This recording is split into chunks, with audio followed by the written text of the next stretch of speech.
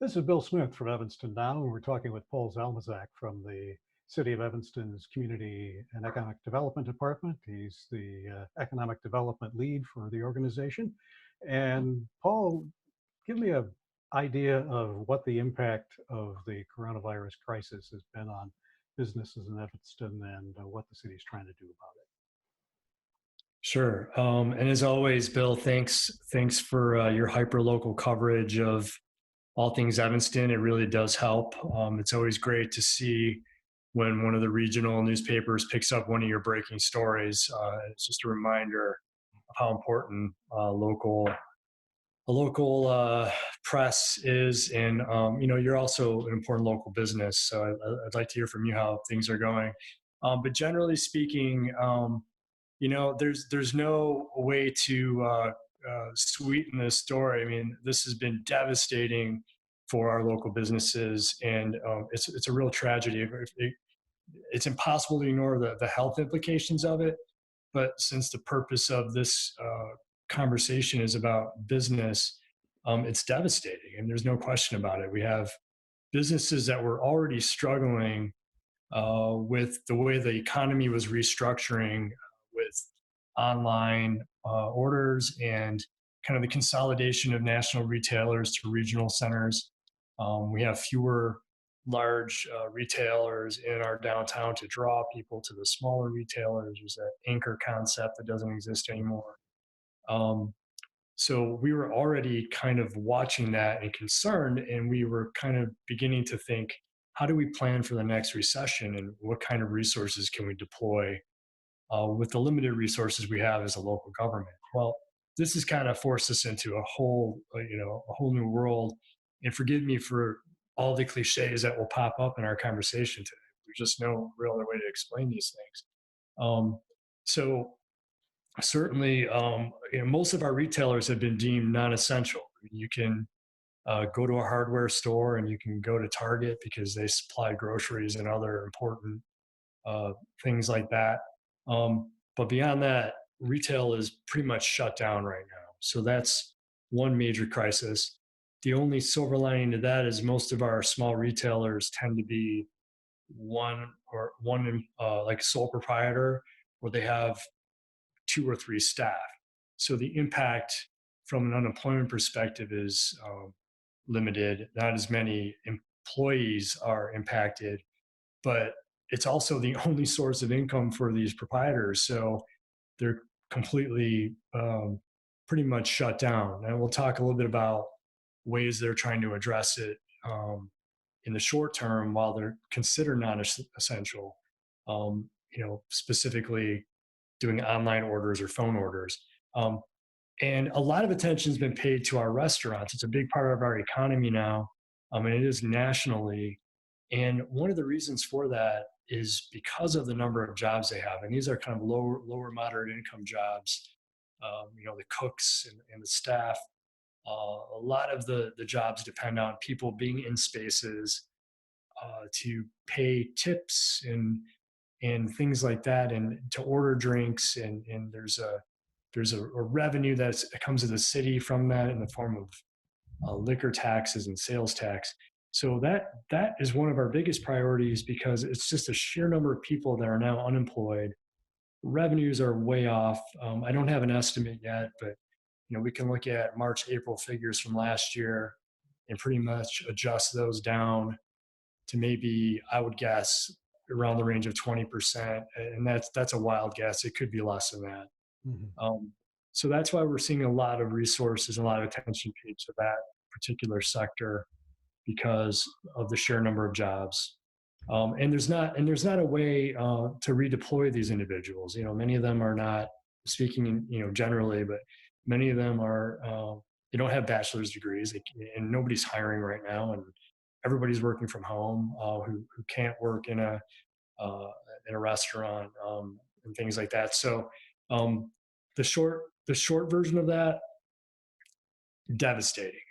And how do you want to continue this conversation? Because there's lots of ways we can go. Well, I think one thing would be what is coming up this week. I understand you've got a presentation coming up later in the week from somebody from the SBA Sure, to talk about some of the options that there are available for help sure. for business owners.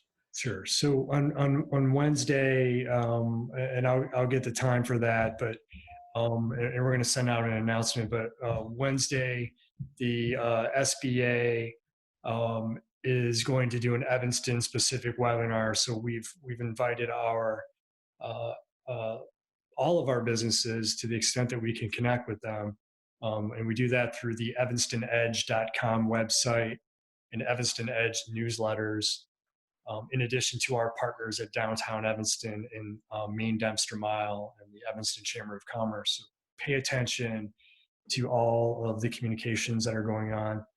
We're sending out a lot, but we're also very focused. So the stuff you're getting is really important stuff. And it's a lot because it's changing quickly. Uh, but it's important to read it because that's where you're going to find your ability to access grants and loans in these information sessions. Um, so, Bill, thanks for bringing that up. So Wednesday, we'll find out the time. We'll make sure it gets on Evanston now. But the SBA regional staff person will be giving a specific webinar for about an hour to our businesses, and you have an opportunity to ask questions. When I think it was last week when the SBA loan forms went live, the website crashed, and now there's a different way of uploading the information. It's all ready to go. It's just the process is a little tricky, and there's also a number of different SBA resources, and it's important to know that for the most part, you should be applying for all of them. There's the EIDL, the disaster loan recovery. There's a grant portion of that. If you complete the EIDL loan application, you automatically qualify for a $10,000 grant that is issued regardless if you get the loan. So it's really important that you apply for that. And then there's other aspects of it, including the paycheck or payroll protection plan. They call it PPP. And then there's some small business loan forgiveness programs. So there's lots of things to pay attention to. And then on top of that, the state of Illinois has a hospitality grant program. I don't have all the details on it. It's due April 1st. You got to get on it right away. It likely will be a lottery because there's a fixed number of dollars, and there's a lot of, every business in the state will apply for it. So again, Wednesday is the SBA conversation. Tomorrow afternoon, I'm going to do a question and answer session along with my colleague at the executive director of the Chamber of Commerce, Roger Sosa. He and I are going to do a Q&A at noon tomorrow. So if you're paying attention, please feel free to, I think we're doing Facebook or channel 16. You can send in questions and I'll try to answer them or steer you in the right direction. So those are kind of the two kind of communications pieces we're doing.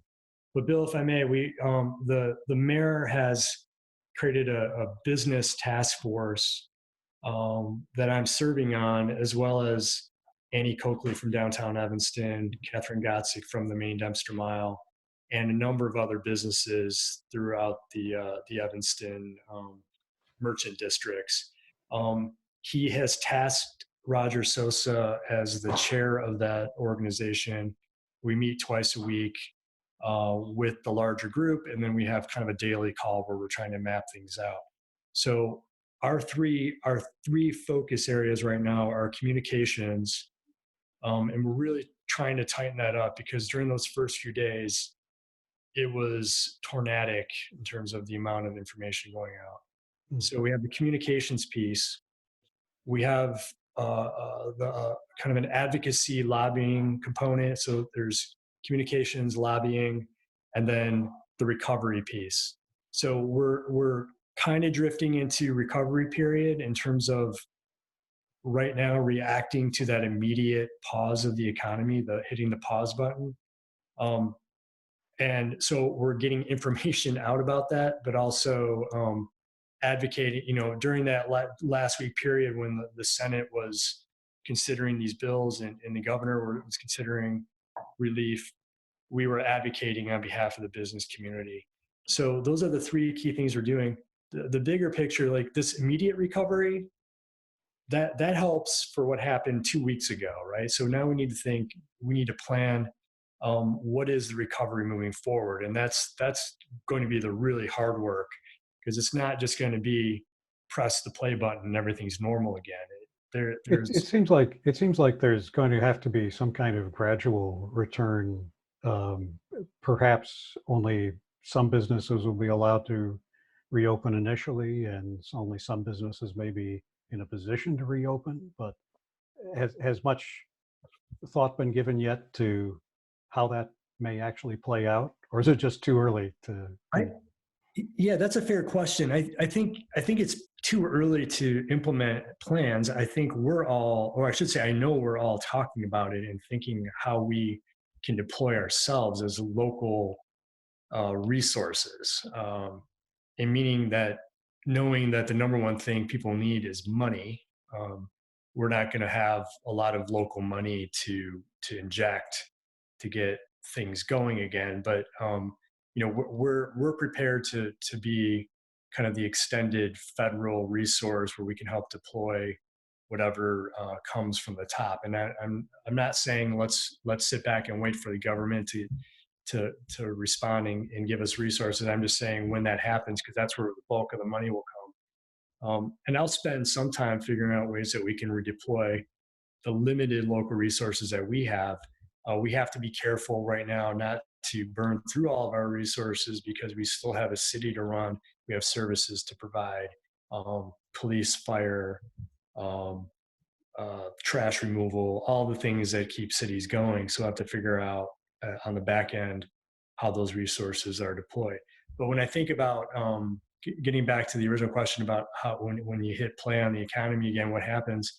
Um, I think I think people are still going to be scared and they're not going to want to go out as much as they used to until they have a sense, a confidence that that their health isn't going to be impacted. So I don't see a quick surge in restaurant activity. I don't see dining rooms filling up, or um, Evanston doesn't technically have any pubs, but let's call them drinking establishments that serve food. I don't think that they'll be. I don't. I don't think they'll be filling rapidly with people because I think people are going to. People are scared, and rightfully so. So once that health crisis kind of passes and people kind of understand if they built immunity or whenever the the vaccination is developed, then maybe things start to pick up at a more rapid pace. Um, so with all that said, I think it's a slow. We talk a lot about the curve as it relates to the virus. I think the recovery ends up being a slow curve, and I don't mean to say that to be frightening, and I don't have a crystal ball. I'm just trying to use some common sense, and I think we need to be very aware of that. And Mhm. then our job will be to to use the information that we have about proper health, um, proper health guidelines, and encouraging people that it's safe to go back out again. Build that trust. Okay, well, thank you very much, Paul. It's good to talk to you always, and probably be talking to you again in the next few days as this situation unfolds. Appreciate it. All Bye right. bye. Thank you, Bill.